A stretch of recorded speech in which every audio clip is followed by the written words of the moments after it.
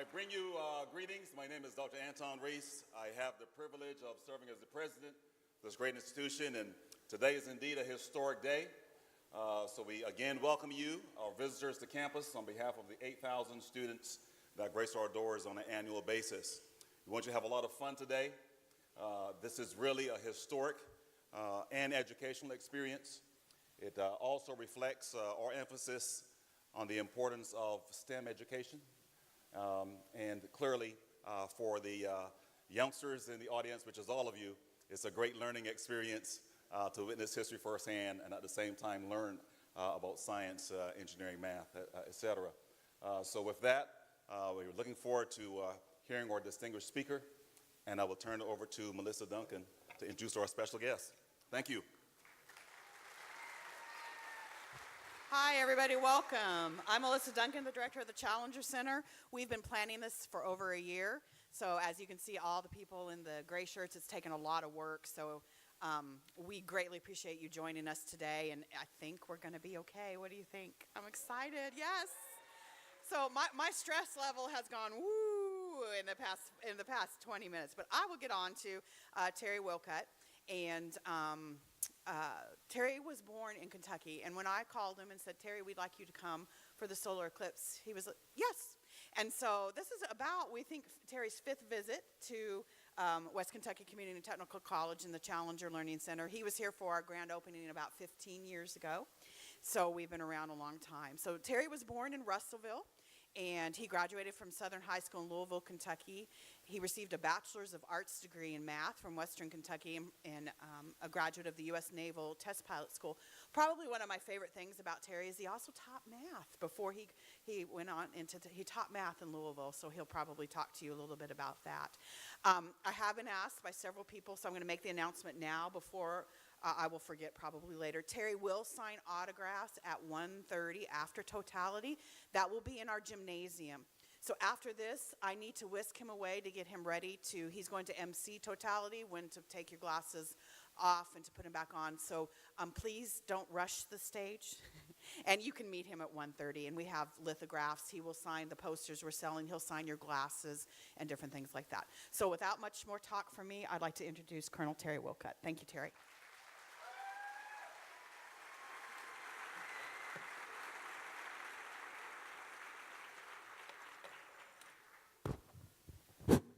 Great. As you mentioned, I was a math teacher, so I'm used to walking in front of the class, and of course I didn't have a microphone then.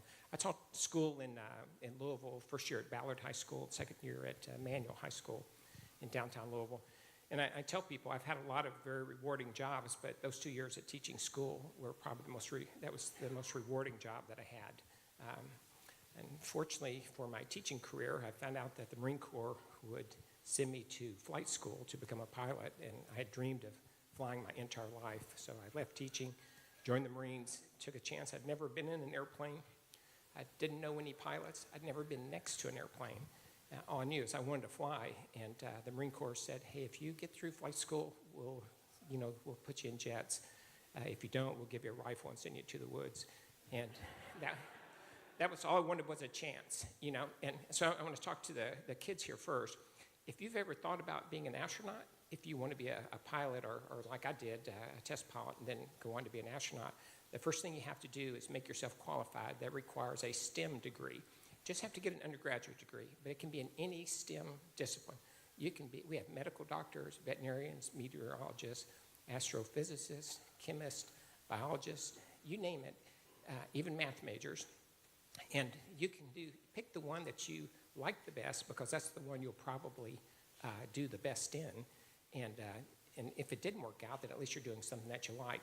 And then as I travel around the country and I meet people, a lot of them say, gosh, I always wanted to be an astronaut, but I always dreamed of being an astronaut, but I wanted to do that, and that but is always followed with, I never had the nerve to put in an application.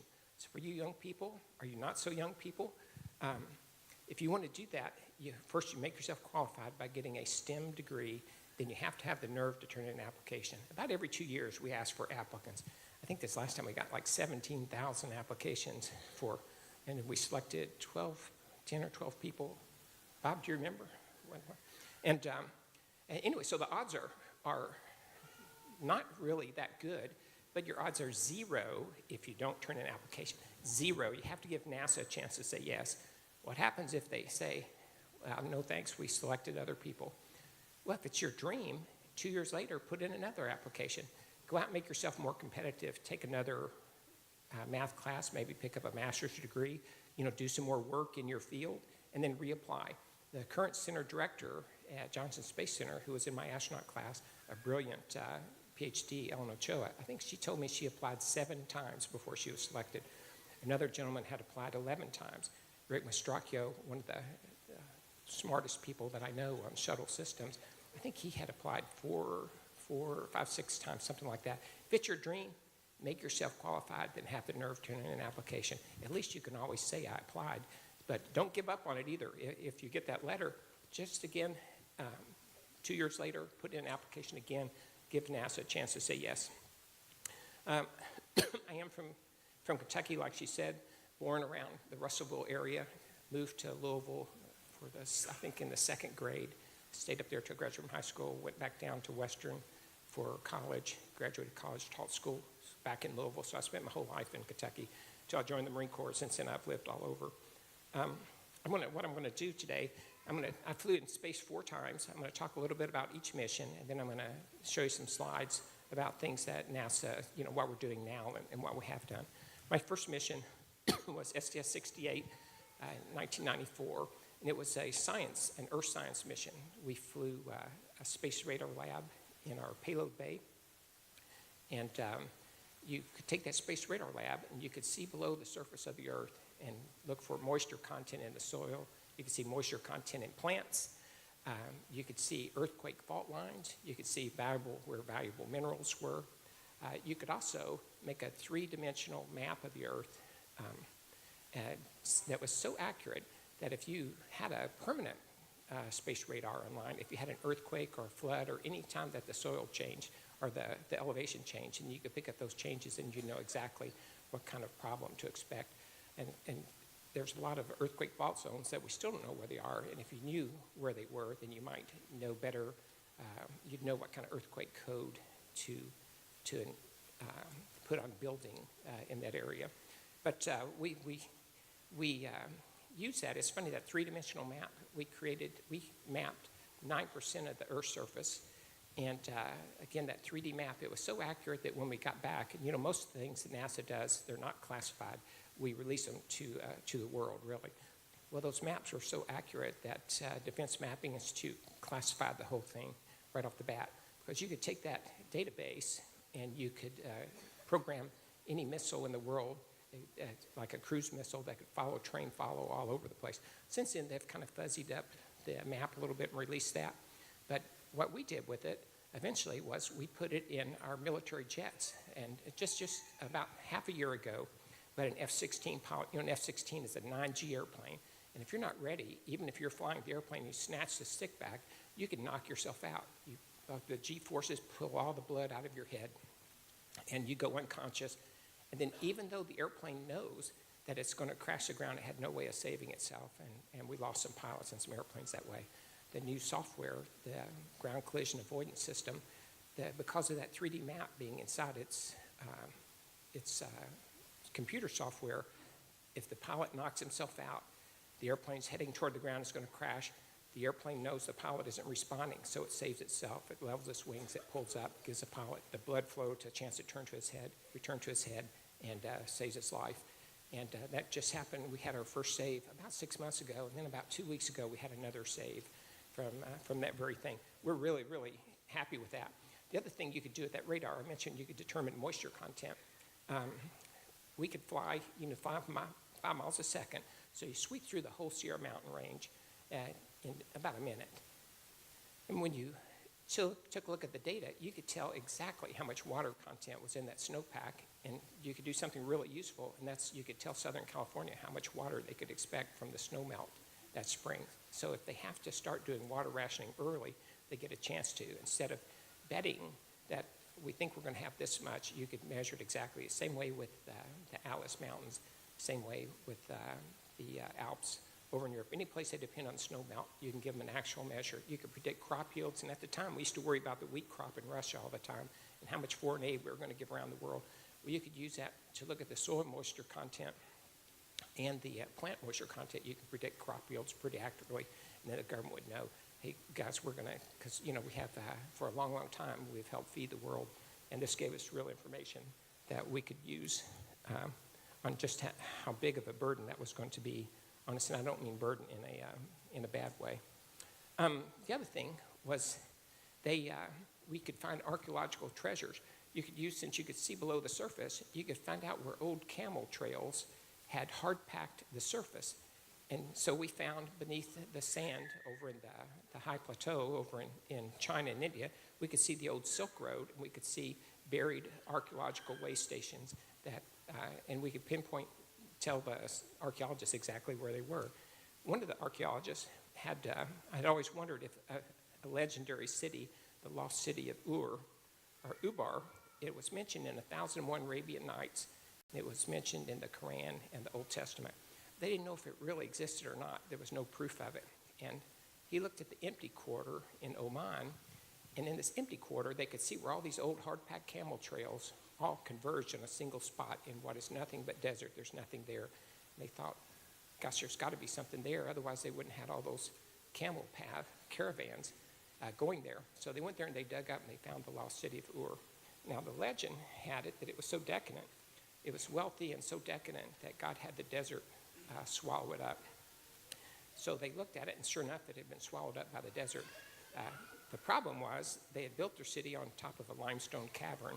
As the city grew, it finally got heavy enough that it collapsed the limestone cavern, and half the city fell in. So we didn't find all the treasure because only half the city fell in. The residents evacuated the city, took all their treasure with them.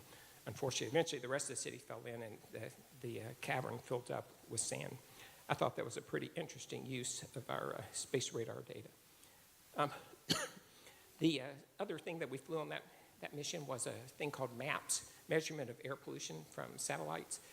When we sign treaties with other nations about how much carbon they'll put in the atmosphere, if you can't measure that, then it's easy for countries to cheat. Well, with MAPS, the measurement of air pollution from satellites, you could not only pinpoint the source of carbon, but you could tell exactly how much they were dumping to the atmosphere. And we use that to enforce these treaties that were signed through the United Nations. The next mission was STS-79, part of the Shuttle Mir program. We were asked to do a joint venture with the Russians, and it's kind of interesting because some of us were saying, gosh, we'll give away all of our shuttle secrets. The Russians were saying, gosh, we'll give away all of our Mir secrets. And so it was kind of a match made in heaven. And I tell you, our two countries still, our governments bump heads, but the relationship between the cosmonaut office and their engineers, their space program and our space program is just, they're comrades, they're friends. It's working really, really well. As a matter of fact, it's working so well that on the space station recently, the space station where our partners, it was nominated for the Nobel Peace Prize, and that's probably well-deserved because you won't find countries working any better. I think there's 15 or 17 countries, the Japanese, the Canadians, the European nations, and the Russians, and us. All those, the relationship is just top-notch. There's whatever conflict is going on someplace else in the world, it has not spilled over at all in the space programs. Anyway, Shuttle Mir, we didn't know anything about long-duration spaceflight. This typical shuttle mission takes about 10 days, 12 days, maybe 2 weeks. And that's as long, and you can stand on your head for 2 weeks as long as you know it's going to end.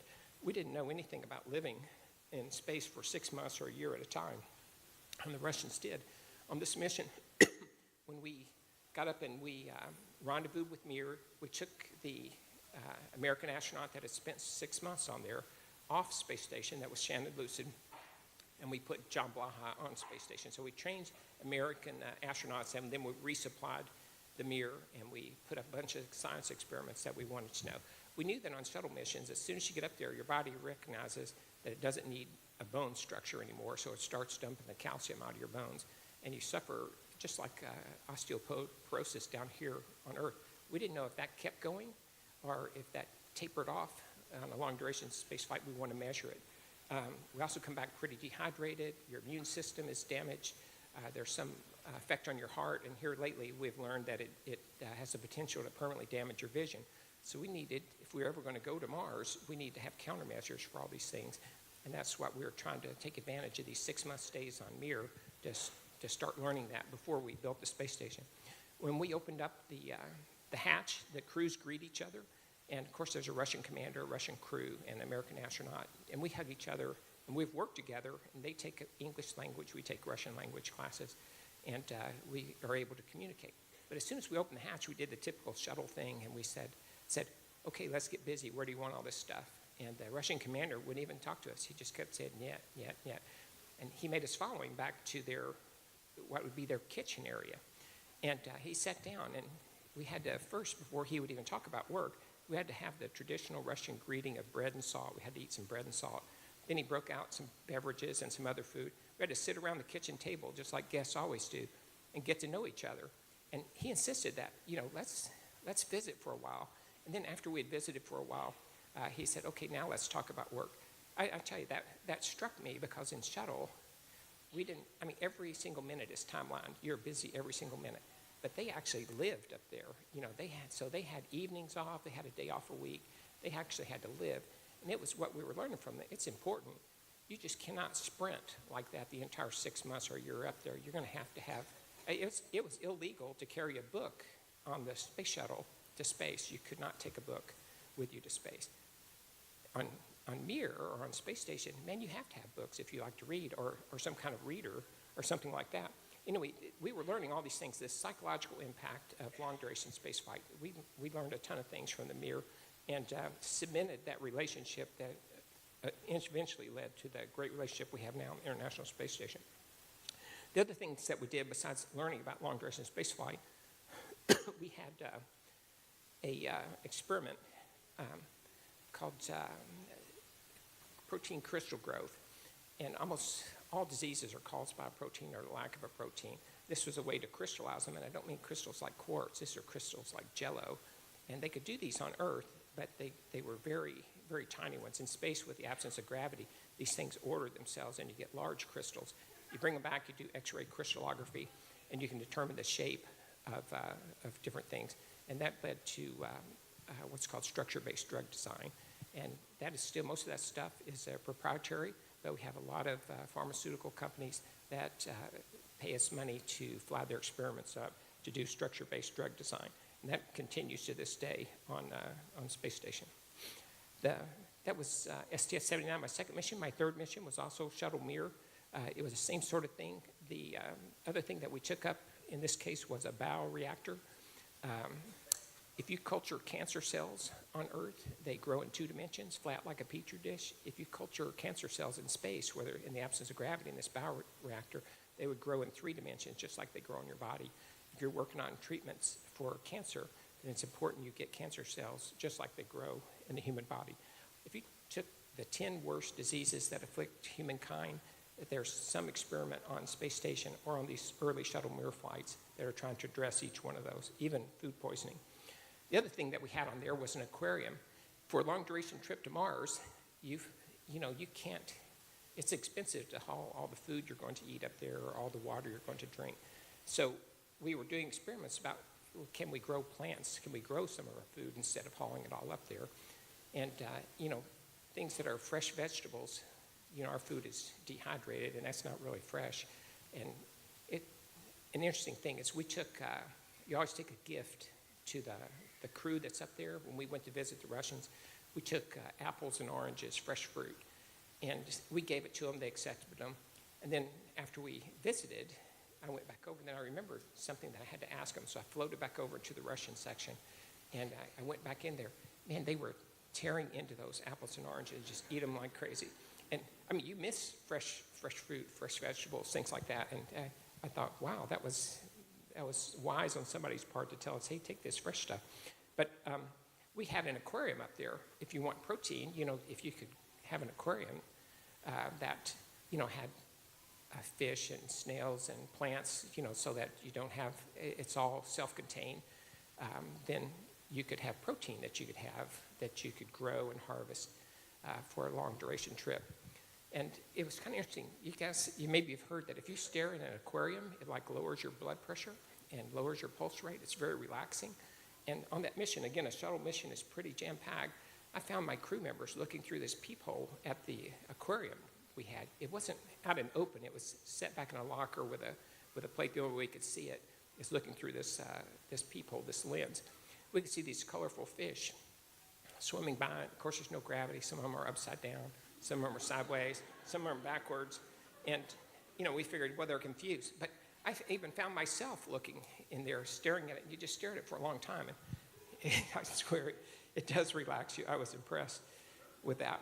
But when we got back, we visited the folks, that principal investigator and his folks, and we commented on just what I told you, how we found ourselves being drawn to this porthole where we were watching these fish and how much we enjoyed it. And they looked confused.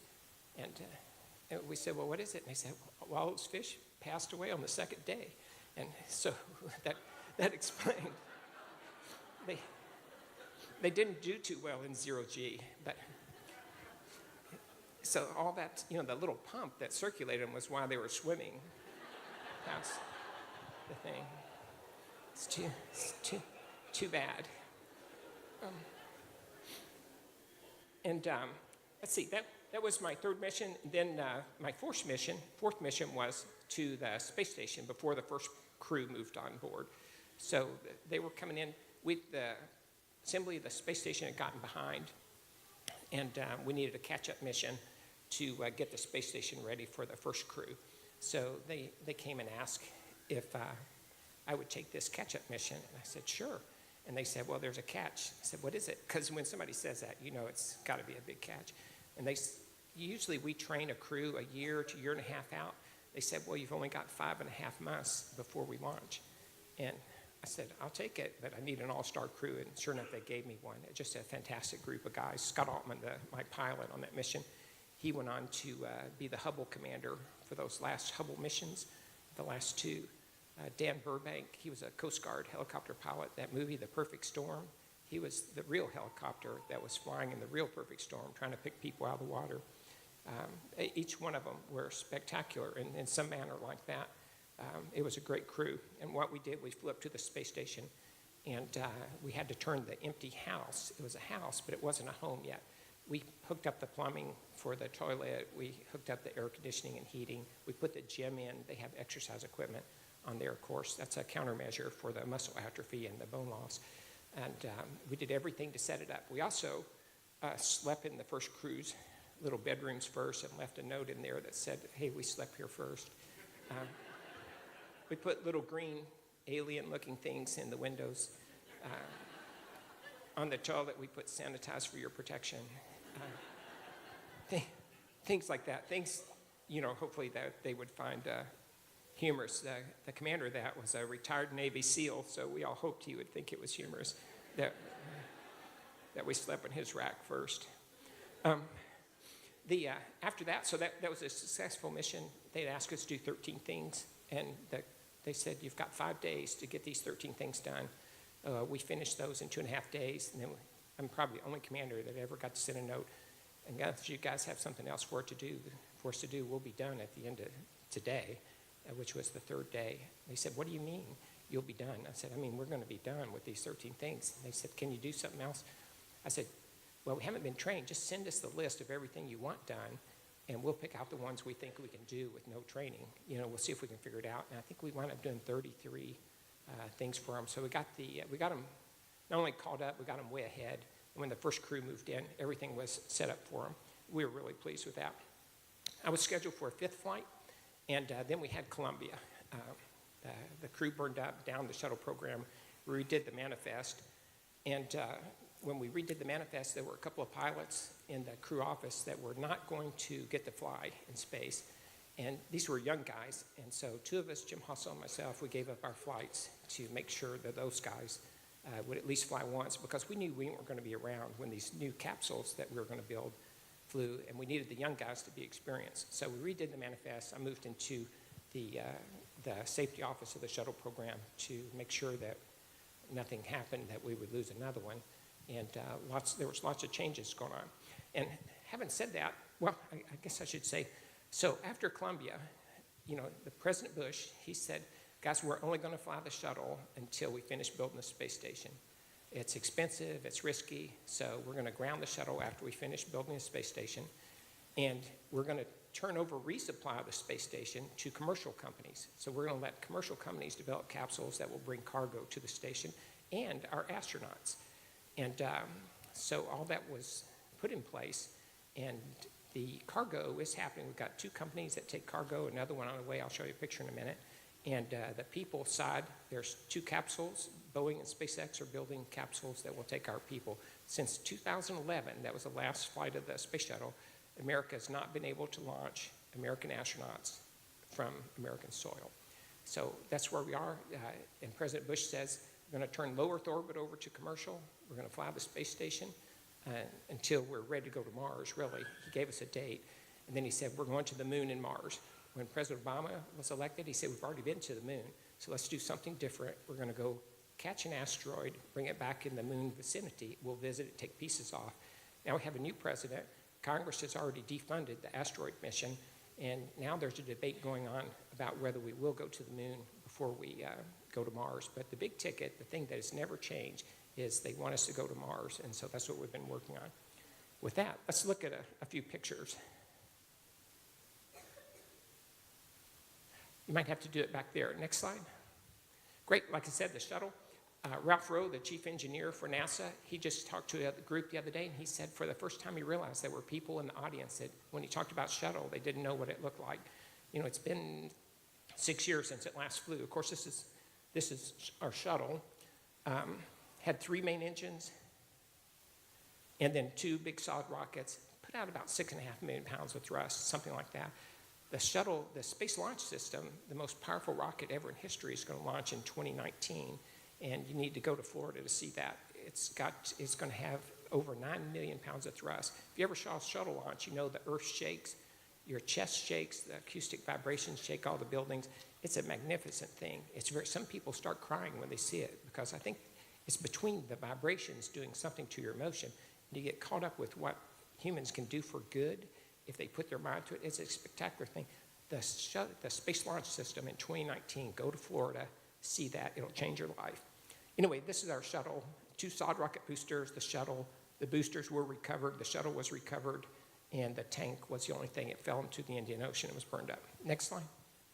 Of course, it landed in Florida, California, or one time we landed in New Mexico just to make sure that we could. It's a glider, it comes back, there's no engines on it, and usually we try to land in Florida because that's where we launched it. It was easier to turn around and save money. Next slide.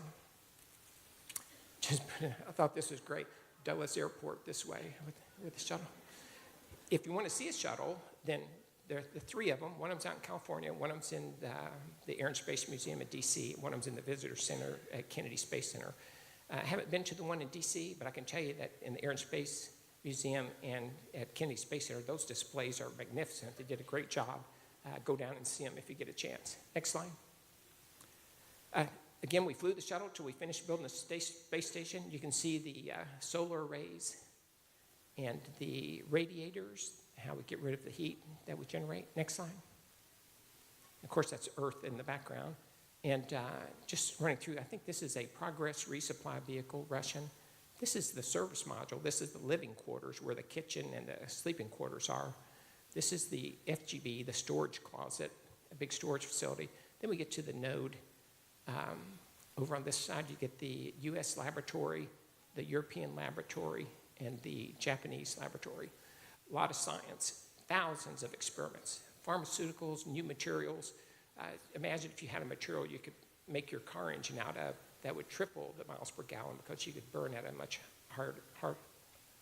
hotter temperature. Anyway, tremendous number of experiments going on in space. That's the whole purpose of it now, is 1, to get us ready to go to Mars, and 2, is to do science for us on Earth. Next slide. So the only way we get to the space station since 2011 is with the Russian capsule. This is the Soyuz capsule. This is the orbital module. That's the little docking probe. This is the descent module. This is the instrumentation or propulsion module and their solar arrays. Next slide. This is what the descent module looks like when it comes back. It is recoverable. 3 people goes up and down, and once they get them, it's about 2 meters tall, so about 6.5 feet is how big that is. Next slide. This is what it looks like on the inside. You've got 3. Looks like my batteries have died. You've got 3 seats down at the bottom. Commander sits in the middle. It's tiny. You sit in there in the fetal position. You have to put your knees up in your chest, strap yourself in real tight, and you lay there till you launch. It's not all that comfortable. This little display up here in the top right, you can see a little globe. It's like a poor man's GPS. You can tell where you are as you orbit the planet. Next slide. So we've got 2 commercial companies that are building spacecraft to take us. One of them is Boeing. That's their version. It's called a Starliner. It holds 7 people. It's a big capsule, huge. I think Mike Griffin, our old administrator, called it Apollo on steroids. It's a much bigger capsule than the other 7 people. Next slide. When it comes back, it will land on land, not in the water. And just before it touches down, it uses parachutes to slow down. And then just before it touches down, it pops out these airbags to cushion the final descent. Again, 7 people, and it's great to get things back. Next slide. The other one is SpaceX. They have a capsule, holds 7 people. And you can see the cargo attachment there. This is their cargo version. One more slide. They intended to do a powered land landing. Land landings are great because when we land in the water with these cargo capsules, we have to get a ship to recover the capsule, then we have to get the science out at sea and the people, then we have to fly the science back to a laboratory of the mainland, maybe at Kennedy Space Center, maybe Houston, who knows where. If you can land on land, man, you just unload it, take the crew off to crew quarters for medical treatment, and then get the experiments right away before they start to decay. But they just recently gave up on that. They've had such success with their water landings, they've decided to keep doing water landings, even on the crewed version. Next slide. We've got 2 companies that are doing cargo resupply. Those 2 I just talked about, Boeing and SpaceX, are going to do our people to space. We've got 2 that are doing cargo, and that is SpaceX Cargo, and then Orbital Sciences out of Dulles. They do cargo. SpaceX is the only one that has a return capsule. Orbital burns up in the atmosphere, just like Progress, the Russian cargo capsule, burns up in the atmosphere. A little space plane, Sierra Nevada, a company in Colorado, they're building a space plane. They were not ready when we leased the first contract. They kept developing it. They're getting ready to start flight test here real soon. In the next couple of months, they'll start doing flight tests, and that would be great. It would land on a runway someplace, just like the shuttle did. And they built that to carry people, but they won a cargo contract. That's not to say they've given up on eventually hauling people to a space station. We'll see what happens, but most of us think that it'd be great to have a little space plane again. Next slide. The other commercial entity is Bigelow. He's the billionaire, lives out in Las Vegas. He owns Motel 6, and he was interested in inflatable modules. We built these at JSC quite a while ago, over a decade ago. Decided we weren't going to use them, but Bigelow bought the rights to that, and he's made inflatable modules at his factory out in Nevada. Next slide. We've attached one of those to the space station last year and inflated it, and it's doing great. The experiment is to run it for 2 years, let it stay on space station, the astronauts check it, make sure it's not losing the air, that mold doesn't grow inside of it, things like that. It's worked well. Bigelow, eventually, he would like to be able to have tourists visit on space station in his module, and he wants to put up a village on the moon where tourists could come or countries could come. And that's, that may sound far-fetched, but I can tell you the Europeans and the Russians have asked us to join them. At the end of the space station's life, they want to create a lunar village. They say the next space station should be on the surface of the moon. We've told them we can't do that because the president, all of them have said, we're not doing that, we're going to Mars. But that's still open for debate. They're asking, and they haven't quit asking, if we would lead the effort to create a lunar village on the moon. And anyway, Bigelow, his interest is on, creating a place where companies or tourists could go visit on the moon. Next slide. Of course, like I said, our big emphasis is on Mars. We know it's Mars. It used to be we thought water only existed on Earth, and since then we've found. Okay, thanks. 5 minutes. We're going to have to go quick. We're going to have to go at 5 miles per second again. We know that Mars used to have an ocean that covered a third of the planet. We recently found an ice deposit below the surface that has as much water in that ice deposit as Lake Superior. So our intention, when are we going to get there? Right now the plan is in the 2030s. We're going to start building here shortly the first pieces that'll be, we're going to assemble in space the spaceship that will take us to Mars. Next slide. This is just an example of some of the things that proved to us, besides when we actually found water on there, that there must have been water at one time, because this is actually a shoreline. That's not water in the middle, that's just dark Martian soil. But you can see where in an ancient lake, the waves lapped and created a shoreline. Next slide. And this is just where flowing water rounded out these rocks, dissolved the matrix that those pebbles were embedded in, and the pebbles fell off into, you see this exact same thing in streams and lakes and rivers here on Earth. Next slide. Next Martian rover launches in 2020. It's got something that on it, an instrument that will detect organic material. We're going to go to places where we think there's life, where we detect organic material. We're going to stash containers of it in one location. The follow-on mission will be a Martian return mission. We'll go down and get those samples and bring them back to Earth. Next slide. We'll have to do a powered lander. It's too big to just use a parachute to the surface. So we use a powered lander with a crane that'll lower it to the surface. As soon as it touches down, a sensor tells it that. It cuts the cable and flies away so it doesn't damage it. Next slide. The other thing we've been asked to do is go to Europa. Congress has charged us with doing this, and they've funded it. So in 2022-ish, we'll launch the Europa Clipper with a lander on it. And this is a Hubble Space Telescope photo. Hubble has a spectrometer on it. It found a geyser of H2O water coming out the South Pole of Europa. It's an icy world. There's an ocean underneath the ice and a rocky core, all the ingredients for life. So we will launch a Europa Clipper with a lander in about 2022. Next slide. Again, we used to think water was rare. This is Enceladus. Europa is a moon of Jupiter. Enceladus is a moon of Saturn. It's another icy world. We've seen geysers coming out of it, and that brown stuff we've determined is organic material. So eventually, it's about 300 miles across, the whole moon is. Eventually, we'll probably put a lander on that one too. Next slide. When Cassini flew by Saturn, it found these jets and photographed them. That's water being spewed out of water geysers on Enceladus. Next slide. And then there's a big gap between Mars and Jupiter. If you looked at the planets, it looked like there should have been a planet in that gap. And what there is a protoplanet, a dwarf planet. That's Ceres. That's a picture from, it's small, of course, it's a protoplanet, from the Hubble Space Telescope. And Hubble also picked up water geysers from that. Next slide. Turns out Ceres is another water world. It's just a dwarf asteroid. It's got a rocky core, an icy water middle layer, and then a dusty crust. We've even found water on the moon, in the south pole of the moon. We think we found water on Mercury. Water turns out to be commonplace, and that's the one thing that we know you have to have for life as we know it. Next slide.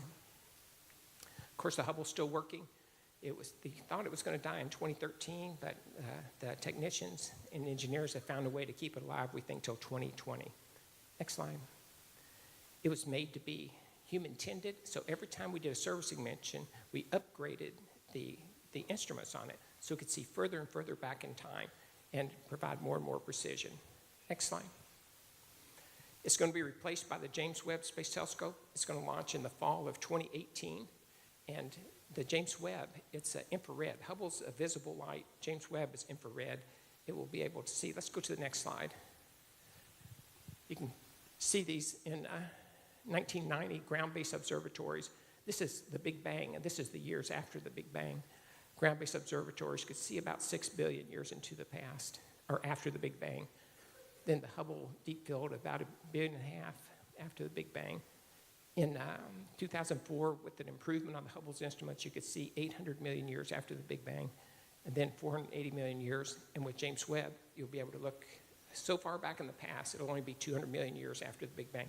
We'll see the first stars ignite, the first galaxies form, structure being formed in the galaxies like spiral arms, and then giant galactic structures taking place. Next slide. And then that's what brings us here today, heliophysics. This is a picture of the sun. And if you look up at the top, that's the space station and the shuttle transiting the sun. One more slide. Okay, this is why you're here. This is a picture from the Solar Dynamics Orbiter. And of course, what we'll see is the moon totally blocking out the sun's disk. But we should see the corona around the side. And if we're really, really lucky, what you'll see is a big coronal mass ejection. If our timing is just right, we're really lucky, we'll see that. And that's where those charged particles are exploded out of the sun. They go about 1 million miles an hour. And when they're pointed at Earth, they have the capacity to knock out the power grids down here on Earth. We're interested in those because we'd like to predict them to tell satellites to go to quiescent mode till they pass, or power stations on Earth to switch the load someplace else until after it hits, and then switch the load back to where you are to prevent a loss of power. That happened once up in Quebec, knocked out the entire grid, I think for about 3 days. Melissa, questions? Yeah, and I will say, Terry, people are leaving because partial has started, and it's about halfway. So I would like, that's what I thought. Let's give Terry a round of applause. And he will be out at the stage during totality over by the DJ. He'll tell you when to take off your glasses and when to put them back on. Please, please, please use your glasses. And Terry will sign autographs at 1:30 in our air-conditioned gymnasium. Thank you.